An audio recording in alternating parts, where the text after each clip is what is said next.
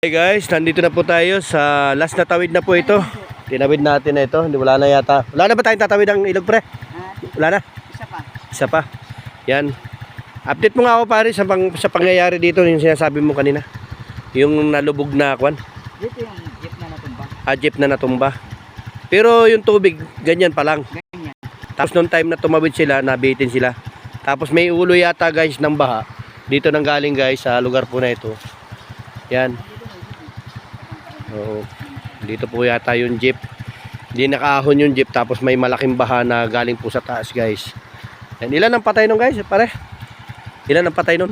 8. Yan, 8 pala ang patay nun guys. Saka mga senior citizen, saka mga bata guys. Yan. Dito lang po ito sa nangyari po yung kaganapan na yun dito sa papasok ng Santa Ynez guys. Yan guys, shoutout na lang po sa nakakaalam po ng lugar na ito.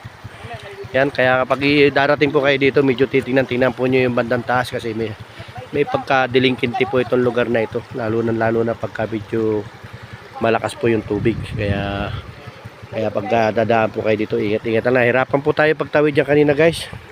As in, umabot na po sa tangke ng motor yung kwan, yung tubig po. Kaya pinagtula ko po yung dalawa para makabarangka po tayo ng maayos. Okay guys, maraming salamat po guys sa inyong walang sawang pagsuporta sa ginagawa po natin pagla-live sa mga lugar na pinupuntahan. Maraming salamat po.